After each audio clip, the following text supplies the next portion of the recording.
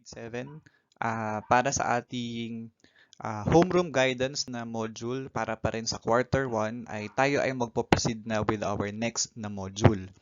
And for our next module, we'll be having module. So the title of our module number 2 ay tinatawag na The Better Me.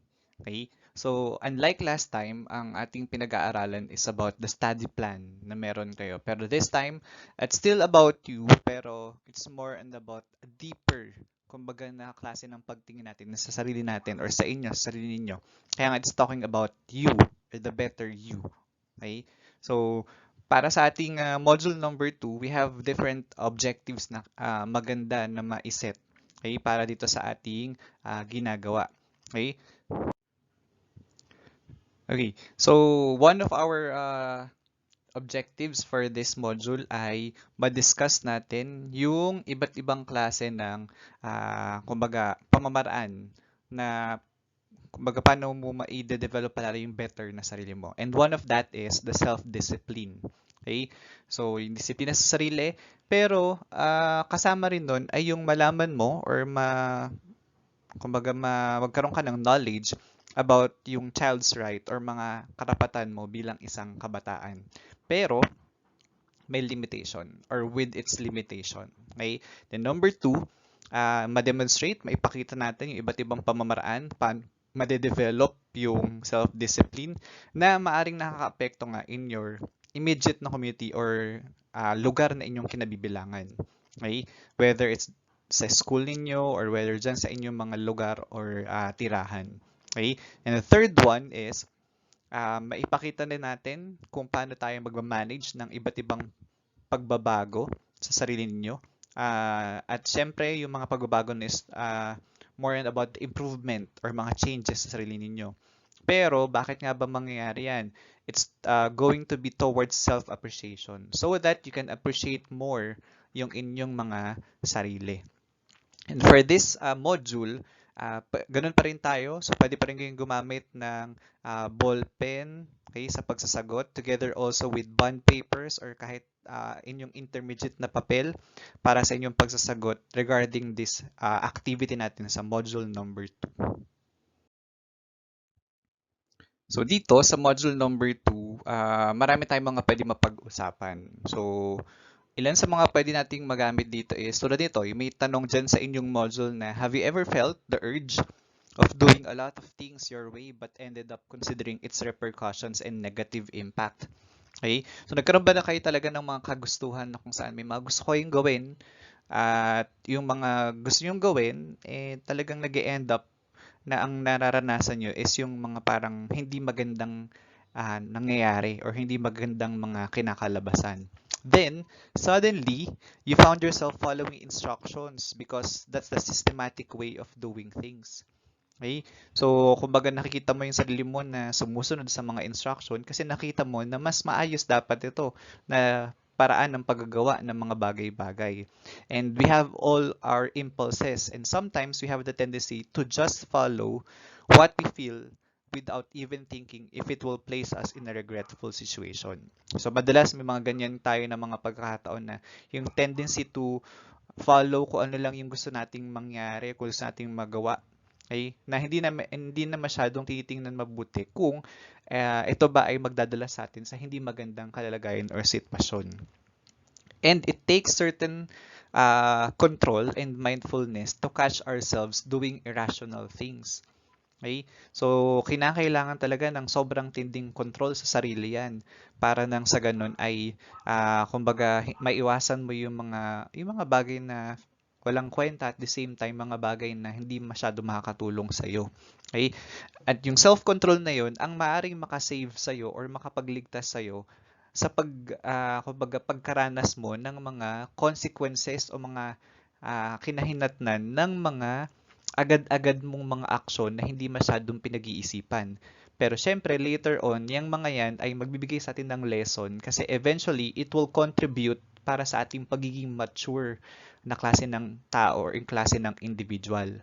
Okay? So, ang kailangan mo rin na factor sa mga habits na ginagawa mo bilang isang mabuting citizen i-include din yung pag-practice mo ng mga karapatan na meron ka bilang isang kabataan. Okay? Sa ganitong pamamaraan, mas lalo mong napapalawak yung pagkaunawa mo paano ka makagkakaroon palalo ng self-control sa iyong sarili. Okay? At lalo mo rin ma-improve din yung sarili mo. Okay? So kaya hayaan nyo na yung module na to makapagbigay sa atin ng kumbaga understanding palalo on the self-discipline, yung mga habits nyo bilang isang mabuting citizen, at yung kasama na rin doon yung mga kabataan, or rather yung karapatan ng mga kabataan na meron kayo. So for our first activity, gawin natin itong Let's Try This. Okay? So yung title nito, it's This Is Me. Okay? So in your paper na gagamitin para sa pagsasagot sa module na ito, okay? So kahit ballpen lang yung gagamitin nyo, okay lang din yan. Okay? So proceed tayo with your number 2 na part of the instruction. Okay? So for about 1 minute, magkakaroon kayo ng tsansa na maggawa ng doodle or kahit anong pagdodrawing na gusto ninyo without thinking yun. Yung parang kumbaga all of a sudden or kumbaga ano lang yung maisipan o kung ano lang yung pumasok sa isip mo na i-drawing mo. Feel free to do whatever in whatever direction, kung ano man yung gusto mong magawa. Okay?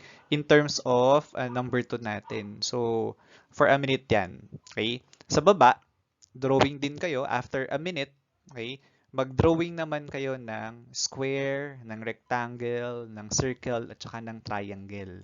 Okay? So, wag na lang ilagay sa likod ng papel niyo. Kadugtong na lang din nung una mong ginawa na pagdodoodle or pagdodrawing dun sa instruction number 2.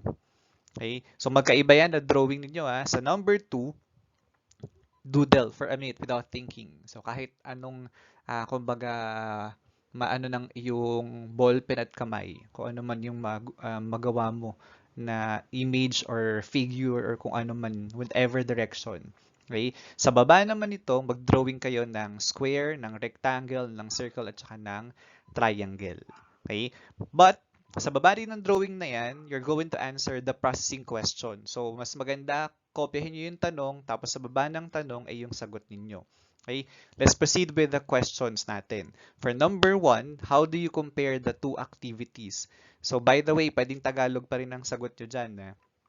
Sa number 1, tinatanong dito, paano mo daw ikukumpara yung dalawang ginawa mong activities? Yung isa, yung pagdodoodle mo na you're free to do in whatever direction. Tapos yung pangalawang activity naman is yung pinaggawa ka at pinagdrawing ka ng square, rectangle, circle, at saka triangle. Compare nyo lang yung dalawa na activities na ginawa mo. Okay? And then for number 2, na question natin, what did you feel when you were doodling and drawing figures? So, ano daw yung ramdaman mo habang ginagawa mo yung pagdodoodle at saka yung pagdodrawing ng mga square, rectangle, circle, and triangle. So, more on naramdaman lang. Okay? And then number 3, between the two activities, what needs certain control or discipline? And why do you think so? So, pili lang kayo. Sa pagdodoodle ba o sa pagdrawing ng figures, mas kinakailangan ng control at saka ng disiplina? Alin kaya doon sa dalawang yon? Again, between doodling and drawing figures, alin dyan yung mas kinakailangan ng control at saka ng disiplina. Pero you also have to explain. Kaya may tanong dyan, why do you think so? So, paki-explain bakit yung napili mo halimbawa ay si doodling. Paki-explain din bakit ang napili mo ay drawing figures. Okay? Na kinakailangan ng control or discipline. For your activity number 2, we'll use naman the Let's Explore This na klase ng activity ninyo sa module number 2. Okay? So dito, you have to make an illustration. So mag-drawing na lang din kayo or kahit anong pag-represent ng inyong previous na experience or mga nakaranasan nyo before na kung saan tingin mo ay nagkaroon ka ng kakulangan sa self-discipline na nagdulot sa'yo ng hindi magandang pangyayari. Okay? So, isip kayo. So, balikan nyo yung mga nakaraan na mga karanasan ninyo sa buhay na feeling ninyo ito yung kung saan hindi nyo masyadong nagamit ang self-discipline. At ang naging resulta nun ay negative. Okay? So, isip kayo ng drawing ninyo. Okay? Tapos, if you want, pwede kayong gumamit ng symbols, ng lines, or ng arrows para sa paggagawa ng activity nito. So, dugtungan nyo na lang din yung kaninang activity number 1 sa papel na inyong ginagamit para hindi na masyadong kumbaga maaksaya sa papel. Lagyan nyo na lang ng activity number 2 or let's explore this na klase ng title para alam ko na nandun na tayo sa next na activity pag chinekan ko yan. Then, after ng drawing ninyo sa baba, pakilagyan din ng explanation. Okay? So, ano yung nandun sa drawing? Kasi syempre, baka hindi ko masyadong magets yung drawing nyo. Pero sa tulong ng explanation nyo sa baba, paliwanag nyo. Sa Tagalog na lang din. Ano ba yung nangyari dun sa experience mo na yun? Bakit mo nasabi na, kumbaga, ito yung experience mo or karanasan mo na kung saan ikaw ay kinulang ng self-discipline. Then after writing the explanation for the drawing na ginawa mo, okay, so pakisagutan uli ang processing questions. Mahalaga uli na sinasagutan ng processing questions ha. So kopyahin uli yung tanong, tapos sa baba uli ng tanong ay ilagay yung sagot ninyo. Okay, so let's have question number 1. So why did you consider it an experience that lacks self-discipline? Bakit daw yun ang napili mo? Bakit daw yun ang kinonsider mo na karanasan mo kung bakit ito yung kinulang ka ng self-discipline? Okay, so explain mo lang bakit nga ba yun ang pili mo na experience at bakit nga ba kumbaga ito yung na-consider mo na kung saan kinulang ka ng self-discipline. Okay, then number 2, what could have been the outcome if you had self-discipline at that time? So ito sa number 2, parang binibigyan ka ng pagkakataon. Paano daw kaya, okay, kung ang outcome, ano kaya ang kalalabasan o resulta nung naranasan mo na yon kung nagkaroon ka ng self-discipline at that time? Kasi sa activity number 2 na to, naranasan mo na eh. Pero pagdating sa question number 2, sa processing question number 2, paano nga naman daw kung ikaw naman ay gumamit ng self-discipline nung time na yun, naranasan mo yung kinukwento mong yun. Ano kaya ang pwedeng maging kalabasan? So parang ikukwento mo lang din, parang dudugtungan mo, iibahin mo halimbawa yung magiging outcome kasi gumamit ka na ng self-discipline. And why do you think so? Okay? And then last processing question natin for this activity is, did it change anything to you as a person? So, yun bang naranasan mo na yun na may negative na effect sa dulo, binago ka ba bilang isang tao? Okay? So, nagkaroon ba to ng resulta sa'yo o ng effect sa'yo na kung saan magkakaroon ng pagbabago sa iyong sarili bilang isang tao or bilang isang kabataan? And then, paki-explain din. Okay? So, that's for our activity number 2. So for this part of the module number 2 natin ay magbabasa lang. Okay? So read the text or the paragraphs na meron tayo dyan sa keep in mind na part ng inyong module number 2. So I'll be the one reading. Pwede na lang kayong sumabay habang nagbabasa rin ako for this particular na part ng inyong module. So let's start. Nobody's perfect. As the saying goes, we are all capable of committing mistakes. We have our ugly moments. Despite those unpleasant experiences in the past, we learn new things and eventually make this as our markers of improvement. It takes certain maturity and openness to develop self-discipline. You need it not because your parents or teachers said so, but because it is for your own good. Self-discipline is the ability to take control of yourself, particularly your behavior, emotions, and impulses from committing thoughtless and irrational behavior that usually results in unpleasant and negative experiences. It takes time and process to develop self-discipline. It requires awareness to fully understand how it works. Before you achieve it, it is important that you have a deeper understanding of yourself and the situations around you. You need to be mindful of the triggers of your lack of self-discipline. For instance, if you know that you cannot resist chatting with your friends on social media while doing the school tasks, then you might want to log out or switch off your device so you can focus. If you think that you cannot bear a certain situation and might lose your temper, you may consider avoiding it. Try to imagine your life without self-discipline. What would it like? What would it look like? You may do things based on your impulse without considering its effects to others and to your future actions. Self-discipline makes you control your actions. It prevents you from making the same mistakes. Discipline gives you control over your life. So kakadugtong nung keep in mind natin, here we have the different habits of a good citizen na kung saan mag-serve sa atin as your guide in developing your self-discipline. So maraming mga iba't ibang habits. Ano-ano yung mga example na to? Una, follow the policies set by the government or the community ninyo. Okay? Sumunod kung ano man yung sinet o tinakda na mga patakaran o mga batas ng inyong komunidad, ng barangay ninyo, and even also the government itself. Then, for number 2 or letter B, try to find ways on how you can help others in your own capacity. Okay? So, hanap kayo ng mga iba't ibang paraan kung paano rin kayo makatulong sa sarili ninyong kakayanan o sa sarili ninyong kung ano yung kaya nyo kumbaga gawin para sa ibang tao. Okay? To help others, yun ang pinaka-target dito. And then letter C, always be respectful and considerate to others. Okay? Maging magalang, okay? Magkaroon ng respeto sa ibang tao, at the same time, maging considerate. Okay? So, iisipin mo yung kapakanan din ng ibang tao. And then letter D, be responsible and accountable to your actions and decisions. Maging responsable ka sa lahat ng ginagawa mong aksyon o desisyon sa sarili mo at maging accountable ka, ibig sabihin nun na kumbaga kino-consider mo yung magiging action mo or decision mo meron kumbaga kahahantungan na kumbaga maganda dapat na resulta. Okay? Then letter E, preserve and protect nature. So it's more on pangangalaga sa kalikasan. Okay? Tumulong ka, okay, para ito ay maprotektahan at ma-preserve pa. And then, be part of the solution, not the problem. So maging ikaw yung solusyon, hindi ikaw yung pinaka-source ng problema. Okay? So, imbes na halimbawa na makatulong ka, ikaw pa yung parang dumadagdag. No, dapat it's the other way around. Okay?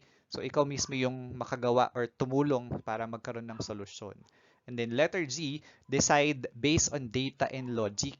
So, you have to base your decisions hindi dahil sa nararamdaman mo lang na ito yung magandang desisyon, but also, meron kang batayan, meron kang datos, meron kang kumbaga information na makakatulong sa iyo to decide now. One of the ways to be a good citizen is to respect the rights of others. Do you know your rights as a child and as a citizen of the Philippines? Rights are entitlements which everyone should claim and hold. Every person has these rights simply because they are human beings. Human rights are the same for all human beings regardless of their sex, race, color, language, national origin, age, class, religion, or political beliefs, existing capacities and abilities. Human rights cannot be taken away. They give people the freedom to choose how they live and how they express themselves. They also guarantee people the means necessary to satisfy their basic needs such as food, housing, and education. Moreover, human rights protect people against abuse. Children's rights are human rights. The enjoyment or violation of human rights of parents and people in the community affects the children's enjoyment of their own rights. Here are the rights of the child according to the Presidential Decree 603 or the Child and Youth Welfare Code. All children shall be entitled to the rights herein set forth without distinction as to legitimacy, illegitimacy, sex, social status, religion, political antecedents, and other factors. So, ito yung mga karapatan ng mga bata or kumbaga yung rights ninyo bilang mga kabataan. Okay? At gumanap na lang ako sa internet ng Tagalog na version para mas lalo nyo maunawaan yung mga karapatan nyo bilang isang bata. So, let's have number 1. maisilang at magkaroon ng pangalan at nasyonalidad. Number 2, maging malaya. Number 3, magkaroon ng pamilyang mag-aaruga. Number 4, mabigyan ng sapat na edukasyon. Number 5, mapaunlad ang kasanayan or kakayahan. Number 6, magkaroon ng sapat na pagkain, tirahan, malusog at aktibong pangangatawan. Number 7, matutuhan ang mabubuting kaugalian at asal. Number 8, mabigyan ng pagkakataon na makapaglaro at makapaglibang. Number 9, mabigyan ng proteksyon laban sa pagsasamantala or pananamantala. Number 10, manirahan sa isang payapa at tahimik na pamayanan. Number 11, maipagtanggol at matulungan ng pamahalaan. Number 12, makapagpahayag ng sariling pananaw. Ngayon, itong mga human rights ninyo bilang mga kabataan ay may limitation. So, yung sabihin nun, may mga karapatan kayo, pero meron siyang hangganan kung hanggang saan mo lang siya pwedeng magamit. Okay? So, these rights na meron tayo ay, kumbaga, has its limitation talaga. So, halimbawa, number 1, freedom of speech. So, dahil malaya ka na kumbaga makapag-share ng pananaw mo, okay, pero, or makapagsalita, halimbawa, pero hindi ibig sabihin nun, gagamitin mo na yung karapatan mo with bullying and other things na kung saan, at the end, ikaw yung mapapahamak. Number 2 na example, right of people to gather is limited to other laws on peace and public order. So dahil nga kumbaga ikaw ay may karapatan na kumbaga maging malaya, okay, and mabuhay dun sa ganong klase ng lipunan, pero limited naman to sa mga pagkakataon na when you gather or pag nagtitipon-tipon kayo, magiging against naman to sa peace and public order. Halimbawa, yung patungkol sa halimbawa sa mga pag-rally. So, hindi naman lahat ng panahon ito ay kumbaga nagdadulot ng peace and public order.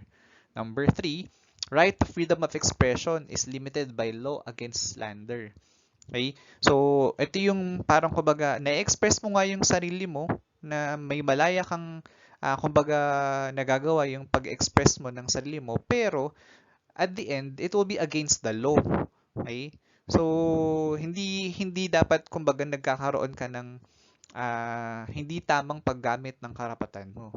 And halimbawa, tulad din yan, number 4, right to freedom is limited if you're accused of a criminal act. Okay? So, nawawalan ka na ngayon ng karapatan na maging malaya kasi ikaw ngayon ay nagkaroon ng kaso. So, halimbawa, ikaw ay nakasuhan ng pagpatay. So, may criminal act na nangyari. So, yun. Kaya makikita nyo, nalilimitahan din siya base sa mga pangyayari or base sa mga kumbaga nagawa ng isang tao. And again, this will be a reminder for everyone na hindi ibig sabihin na may karapatan ka, aabusuhin mo na to. Okay? Na kumbaga lagi mong sasabihin na hindi kasi may karapatan ako na ganito kaya dapat ipaglaban ko to. Mga ganong klase ng mga drama ninyo na hindi magiging tama kasi kapag naabuso na at nagagamit na siya sa maling paraan. Okay? So, halimbawa ay kung kayo ay nagkakaroon ng problema patungkol sa edukasyon. Okay? So, you have the right na makapag-aral. Okay? Kaya kung makita nyo, sa public school, libre. 'Di ba? So, kasi kahit anumang antas ng pamumuhay na meron kayo, pwede kayong makapag-aral. So, kapag ganyan, may karapatan kayong mag-aral at binibigyan kayo ng pagkakataon mag-aral, wag nyo ring sayangin. 'Di ba? So, dun pa lang mismo makita nyo na may mga tao talaga na nagagamit ang kanilang karapatan sa maling paraan. So, it also gives us responsibility. Okay? Maging responsable ka sa paggamit ng karapatan na meron ka. Now, for your next activity, punta naman tayo dun sa you can do it. Okay? So, mula dun sa mga good habits na nabanggit natin kanina, na kung saan meron tayong mga binanggit na from letter A hanggang letter G na mga good habits, pili ka lamang dun ng dalawa na pwede mong masabi nakaka-relate ka, okay?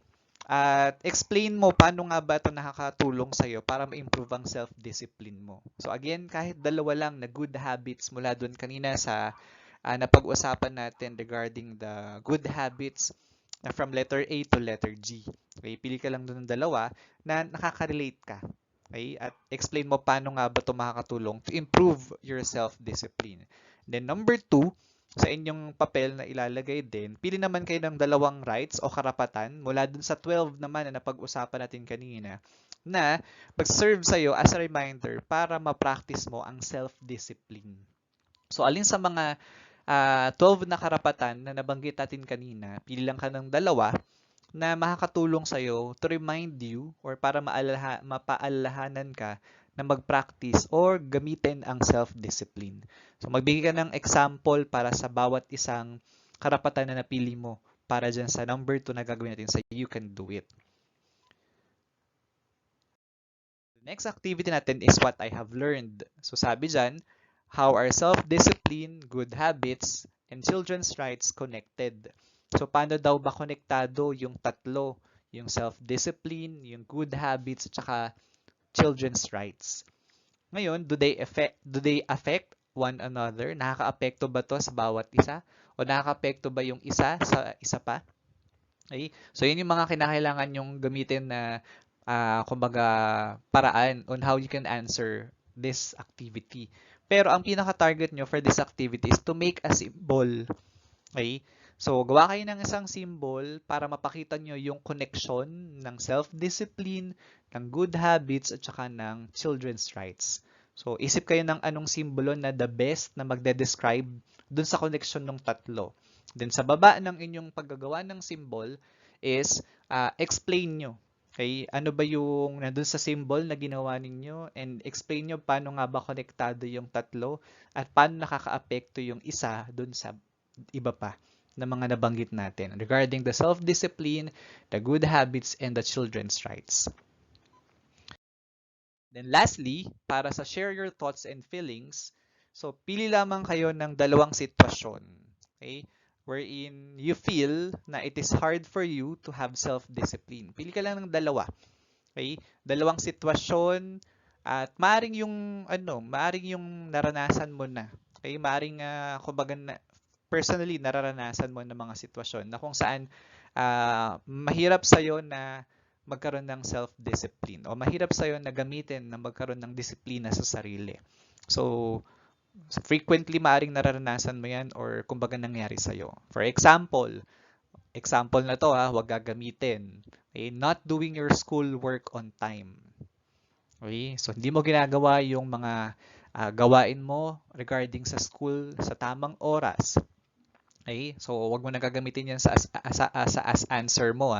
Then, try to analyze what causes it. Ibig sabihin nun, i-analyze mo, isipin mo, ano ba yung nagiging dahilan? Bakit mo nga ba hindi nagagawa on time yung schoolwork mo? Okay? So, on the next part, write the result. Okay? So, maaring short-term na result or long-term na result. Kaya, pakisunod po yung table na nasa baba nitong page na to o nitong part na to at doon mo ilalagay yung sagot mo. Okay? So, kopyahin po yung table na yan. Nakikita nyo po sa baba, may nakalagay na situation, causes of my lack of discipline, then short-term results and long-term results. Sa baba niyan, may space. Okay? So, pag kinopy nyo po ito sa inyong paper, maglaan na lang kayo ng dalawang space pa uli na extra para doon naman susulat yung dalawang sitwasyon na inyong napili. Again, sulatan nyo yung situation, then sumunod, ano yung cause, ano ba yung rason, ano ba yung dahilan, bakit feeling mo yun yung situation na kung saan you lack self-discipline o kinukulang ka at di mo magamit ang self-discipline. Tapos ano yung resulta? Yung short-term results, sulat nyo dyan, yung result na kung saan immediately magiging kalalabasan ng kumbaga, kawalan mo ng disiplina dun sa sitwasyon na yun. Ano yung agad-agad na resulta? Pero for the long-term results, ito yung maaring mangyari long after the situation na parang magiging advanced na yung isip mo na, kapag naipagpatuloy ko to ng ganito na walang disiplina sa sarili ko, sa gantong sitwasyon, anong pwedeng mangyari? Anong pwedeng maging resulta sa akin? Okay? So, yun lamang po and If ever you have questions, pwede kayong mag-comment sa post na ito. Doon nyo i-type yung inyong question so that pwede natin matulungan on how you can answer the activities ng mas maayos. Again, kasama to, ipapasa for our retrieval or pasahan ng outputs ninyo, kasabay din ng inyong output sa module number 1 ng homeroom guidance natin. So, goodbye and thank you.